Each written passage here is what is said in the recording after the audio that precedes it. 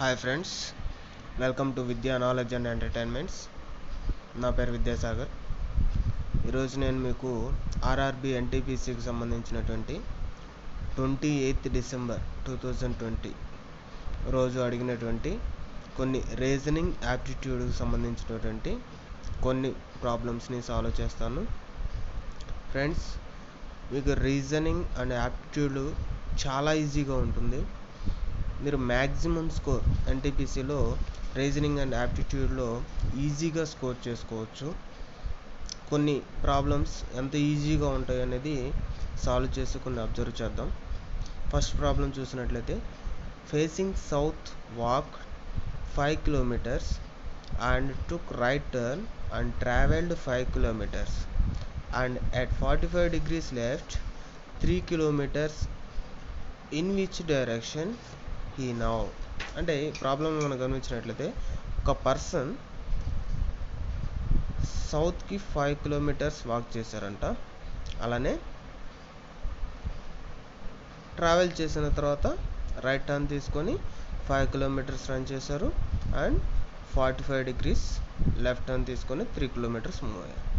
మనం అబ్జర్వ్ చేసినట్లయితే మనకు తెలిసే directions north, south, east, west. ఇక్కడ గమనించినట్లయితే ఒక పర్సన్ తీసుకున్నాను, ఆ ప్లేస్లో ఉన్నాడు అనుకుందాం. అలాగే సౌత్ మూవ్ అవుతున్నాను కాబట్టి సౌత్ డైరెక్షన్లో మూవ్ అవుతూ 5 kilometers మూవ్ అయ్యారు. ఆఫ్టర్ దట్ రైట్ టర్న్ తీసుకున్నాడు. ఆ పర్సన్ సౌత్ డైరెక్షన్లో మూవ్ అయిన తర్వాత రైట్ డైరెక్షన్, ఆ పర్సన్ రైట్ ఎటు ఉంది, రైట్ సైడ్ మూవ్ అయ్యి 5 kilometers రన్ అయ్యారు. ఆ తర్వాత ఏమంటున్నాడు, మరలా 5 kilometers రైట్ ట్రావెల్ అయిన తర్వాత 45 degrees left and 3 kilometers move away. అంటే 45 degrees టర్న్ తీసుకున్న తర్వాత 3 kilometers మూవ్ అయ్యారు. అక్కడ పర్సన్ మనం ఆ డైరెక్షన్లో మూవ్ అవుతున్నాడు. ఇప్పుడు అంటే వెస్ట్ డైరెక్షన్లో మూవ్ అవుతున్నాడు. వెస్ట్ డైరెక్షన్ మూవ్ అవుతూ 45 degrees లెఫ్ట్ అంటే స్ట్రైట్గా కనుక మూవ్ అయితే ఆ డాట్ లైన్గా మూవ్ అవుతారు. 45 degrees లెఫ్ట్ తీసుకున్నారు కాబట్టి ఈ డైరెక్షన్లో మూవ్ అవుతారు. 3 kilometers 45 degrees టర్న్ తీసుకున్న తర్వాత మూవ్ అవుతారు. ఇప్పుడు మనకు ప్రాబ్లంలో ఏమడుగుతున్నారు అంటే, ఏ డైరెక్షన్లో ఇప్పుడు ఆయన ఉన్నాడు, ఆ పర్సన్ ఏ డైరెక్షన్లో ఉన్నారు అనేది అడుగుతున్నారు అనమాట. ఇంకా ఆ పర్సన్ కంటిన్యూ అయినట్టు 5 kilometers తర్వాత వెస్ట్ వెళ్ళి ఉండేవాడు. ఫస్ట్ మూవ్ అయిన డైరెక్షన్ ఏంటి, సౌత్ వెస్ట్, సౌత్కి వెస్ట్కి మధ్యలోగా ఉన్నాడు. సో ఆ డైరెక్షన్ వచ్చేసరికి మనకి సౌత్ వెస్ట్ డైరెక్షన్లో ఉన్నట్టు చెప్తాం అన్నమాట. నెక్స్ట్ సెకండ్ ప్రాబ్లం చూస్తే, D is 14th from left, M is 9th from right. If they interchange their positions, M is 21 from right. Find total number of persons and D is what from left. మనకు ప్రాబ్లంలో మొత్తం total number of persons అనేవి మనం find out చేయాలి. D అనే person 14th from left అన్నాడు. Left point ఒకటి తీసుకున్నాను, డి అనే పాయింట్ మార్క్ చేసుకుంటున్నాను. 14th పొజిషన్లో ఉన్నారు అంటే ఏంటి, డీకి బిఫోర్ 13 members ఉన్నారన్నమాట. అలానే మనకు ప్రాబ్లంలో ఏమంటున్నాడు, ఎం ఈజ్ 9th ఫ్రమ్ రైట్లో నేను ఒక పొజిషన్ తీసుకుంటున్నాను. అంటే మధ్యలో ఎంతమంది ఉన్నారని మనకు తెలియదు. రైట్లో నేను ఒక పొజిషన్ తీసుకుంటున్నాను. అక్కడ నుంచి ఎం అనేవాళ్ళు 9th పర్సన్గా ఉన్నారు అంటున్నారు. అంటే డీకి బీకి బిట్వీన్ ఎంతమంది ఉన్నారని మనకు తెలియదు. ఎం ఈజ్ 9th ఫ్రమ్ రైట్ అంటే 9కి ముందు 8 members ఉన్నట్టు అన్నమాట.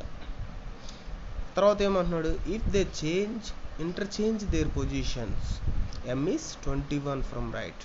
అంటే ఇంటర్చేంజ్ దేర్ పొజిషన్స్ అంటే ఎం ప్లేస్లోకి డి వస్తారు, డి ప్లేస్లోకి ఎం వస్తారు. దాన్ని మనం ఇంటర్చేంజింగ్ అంటాం.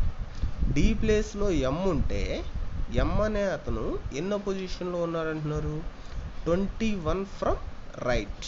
అంటే ఎం పొజిషన్లో నేను డీని ప్లేస్ చేస్తున్నాను, డి పొజిషన్లో ఎంని ప్లేస్ చేస్తున్నాను. ఇప్పుడు మనం గమనించినట్లయితే చూద్దాం. రైట్ సైడ్ పాయింట్ ఏదైతే మనం తీసుకున్నామో ఆ రైట్ సైడ్ పాయింట్ నుంచి ఎం చూడండి, ఎం డి ప్లేస్లోకి వస్తుంది. అక్కడ ఎం మార్క్ చేసుకుని ఎం ప్లేస్లో డి వస్తుంది. ఇప్పుడు రైట్ సైడ్ పొజిషన్ ఏదైతే మనం రైట్ పాయింట్ అనుకుంటున్నాం, రైట్ నుంచి కనుక మనం అబ్జర్వ్ చేస్తే ఎం పొజిషన్ ఇప్పుడు ఏమవుతుంది, 21 అంటున్నాడు. 21 అంటే ఆల్రెడీ డి ప్లేస్లో ఎం ఉంది. డికి బిఫోర్ ఎంతమంది ఉన్నారు మనకి? 13 మెంబర్స్. అంటే ప్రజెంట్ ఎంకి బిఫోర్ కూడా లెఫ్ట్ సైడ్ 13 మెంబర్స్ ఉంటారు. సో ఎం పొజిషన్ రైట్ నుంచి 21 కాబట్టి ఇటు లెఫ్ట్ సైడ్ ఎంతమంది ఉంటారు? 13 మెంబర్స్ ఉంటారు. So total number of people ఎంతమంది ఉన్నట్లయినా 34 మెంబర్స్ ఉన్నట్టు అనమాట.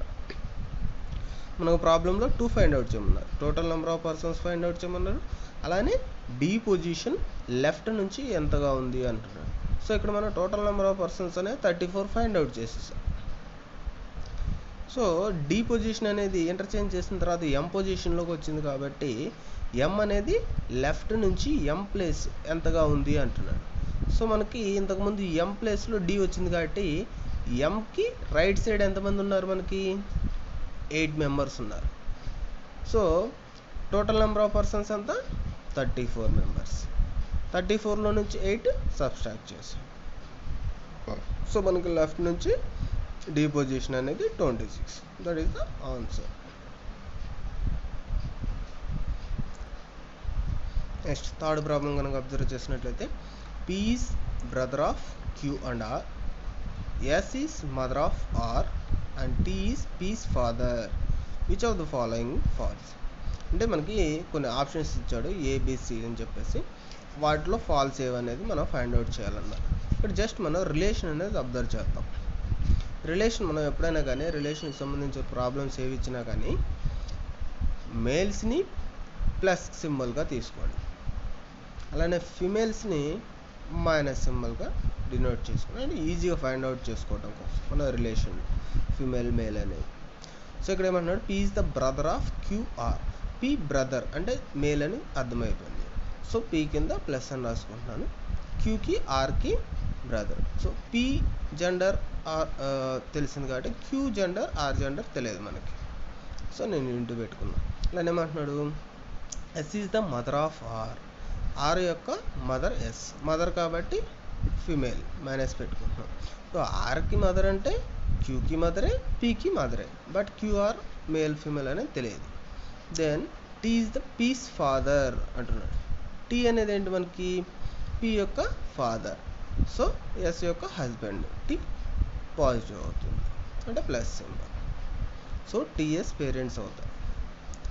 దీనికి సంబంధించి మనకి ఆప్షన్స్ ఏవైతే ఉన్నాయో వాటిలో ఫాల్స్ ఏదైనా ఫైండ్ అవుట్ చేయాలి. Next fourth problem, all rose is red, some red is colour, all red is paper. Syllogism అనమాట. దీని మనం ఈ సిలాజిజం సాల్వ్ చేసి స్టేట్మెంట్స్ కొన్ని ఇస్తాడు, ఆ స్టేట్మెంట్స్ ఏది కరెక్ట్ అనేది చాలు. ఆల్ రోజ్ ఈస్ రెడ్ అంటాడు. సో ఇక్కడ మనకి రోజ్ అనేది ఒక సర్కిల్ తీసుకుంటున్నా. ఆల్ రోజ్ రెడ్ అంటే ఆ రోజ్ అనేది రెడ్కి కంప్లీట్గా లోపల ఉంటుంది. అప్పుడు ఆ రోజ్ మొత్తం కూడా రెడ్ లోపల ఉన్నాయి. ఆల్ రోజ్ ఈస్ రెడ్ అనేది ట్రూ అవుతుంది. Some red is colour. రెడ్లో కొన్ని కలర్ అంటున్నాడు. సో రెడ్ని కలర్ని కలుపుతూ కొంత సమ్ అన్నాడు, ఆల్ అన్నాడు. సో కొంత మ్యాచ్ చేస్తున్నాడు. సో ఆ area some red is colour, ఆ ఏరియా రెడ్ ఉంటుంది కలరు ఉంటుంది అన్నమాట. All red is paper. Red మొత్తం కూడా పేపర్. ఇందాక ఎలాగైతే ఆల్ రోజ్ ఈస్ రెడ్ అయిందో ఇక్కడ all red is paper. Red మొత్తం కూడాను పేపర్ లోపల ఉంటాయి. అంటే రెడ్ మొత్తం కూడా పేపర్స్ అవుతాయి కాబట్టి పేపర్ లోపల రెడ్ అనేది ఉంది. వాడు ఇచ్చినటువంటి స్టేట్మెంట్స్ అవి, దానికి కన్క్లూజన్స్ ఇస్తాడు, ఆప్షన్స్, అవి ఏవి కరెక్ట్ ఉన్నాయి ఏవి ఫాల్స్ ఉన్నాయి అనేది మనం ఫైండ్ అవుట్ చేయాలి. ఇప్పుడు ఇచ్చిన డయాగ్రామ్స్ బట్టి ఏమేమి స్టేట్మెంట్స్ వస్తాయో చూద్దాం. ఆల్ రోజ్ ఈస్ రెడ్ కరెక్టేనా? రోజ్ అన్నీ కూడాను రెడ్ లోపల ఉన్నాయి. అలానే ఆల్ రెడ్ ఈస్ పేపర్ కూడా అవుతుంది కదా, రెడ్ అన్నీ కూడాను పేపర్ లోపల ఉన్నాయి. తర్వాత సమ్ రెడ్ కలర్, వాడు ఇచ్చిన స్టేట్మెంట్స్ ఇంతవరకు. ఇంకా ఏమవచ్చు? సమ్ రెడ్ కలర్ అయినప్పుడు సమ్ పేపర్ కూడా కలర్ అవుతుంది కదా, అంటే రెడ్ పేపర్ ఏరియా సేమ్ ఉంది కాబట్టి some paper is also colour.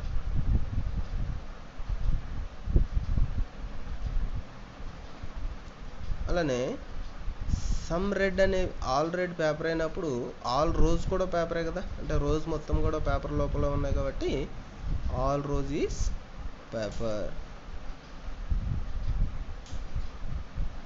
So all rose paper అయినప్పుడు సమ్ పేపర్ రోజే కదా, సమ్ పేపర్ ఈజ్ రోజ్, కొన్ని పేపర్స్ రోజ్ అయి ఉన్నాయి.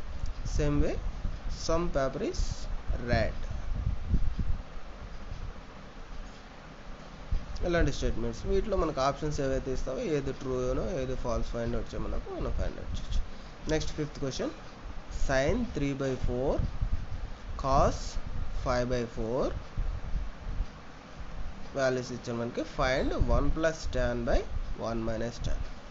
మనకు అందరూ తెలుసు tan θ అంటే ఏంటి మనకి, sin θ / cos θ. So sin value ఇచ్చాడు, cos వాల్యూ ఇచ్చాడు. 3/4 / 5/4.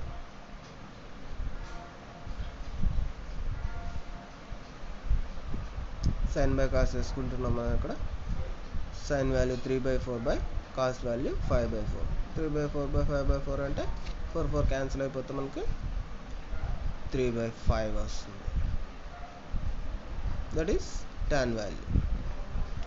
ఇప్పుడు మనం ఫైండ్ అవుట్ చేయాల్సింది 1 + tan θ / 1 - tan θ.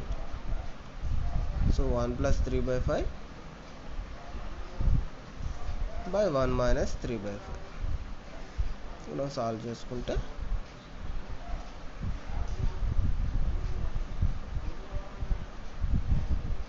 8/2 వస్తుంది.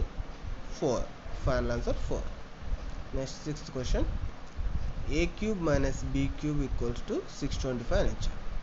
a² - b² = 25 ఇచ్చారు. a + b వాల్యూ 5 ఇచ్చారు. ఫైండ్ a² + ab + b² ఎంత అనేది మనం ఫైండ్ అవుట్ చేయాలి. ప్రాబ్లంలో మనకి a² - b² = 25 ఇచ్చారు.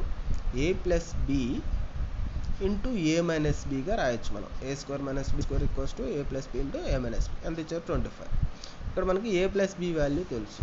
a + b 5 సబ్స్టిట్యూట్ చేసుకుంటే దీని నుంచి మనకి a - b వాల్యూ వస్తుంది. a - b వాల్యూ ఎంత వస్తుంది, 5 వస్తుంది. మనకు తెలుసు a³ a - b whole cube ఫార్ములాలో a³ - b³ ఎలా రాసుకోవచ్చు మనము, a³ - b³ = a - b a - b a³ - b³ a - b into a² + ab + b² గా రాసుకోవచ్చు. ఇక్కడ మనకి a³ - b³ అంటే 625 ప్రాబ్లంలో ఇచ్చాం. a - b వాల్యూ మనం ఫైండ్ అవుట్ చేసాం 5 వస్తే and a³ + ab + b² value మనకు వచ్చేస్తుంది 125. That is the answer. Next problem, curved surface area of cylinder is 528 and height is 14. Find volume. ఇక్కడ మనకి ఏమి ఇచ్చాడంటే surface area, curved surface area of the cylinder ఇచ్చాడు, అలానే హైట్ ఆఫ్ ది సిలిండర్ ఇచ్చాడు. మనకి కర్వ్డ్ సర్ఫేస్ ఏరియా ఫార్ములా ఏంటి, 2πRh. 2 × 0.22/7 × r. Radius ఇచ్చారు మనకి తెలియదు. అండ్ h అంటే హైట్ ఇచ్చారు కదా 14. దీని నుంచి మనం r వాల్యూ ఫైండ్ అవుట్ చేయొచ్చు. ఎందుకంటే 2πRh సర్ఫేస్ ఏరియా ఇచ్చారు కదా, దాని నుంచి మనం r వాల్యూని ఫైండ్ అవుట్ చేసుకోవచ్చు.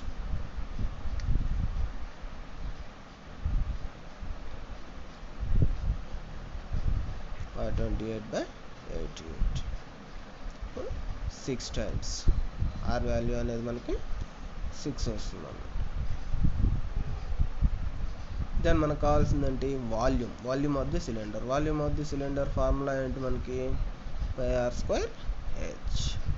5 వాల్యూ అంటే 22/7 r² అంటే 6 × 6 h 40.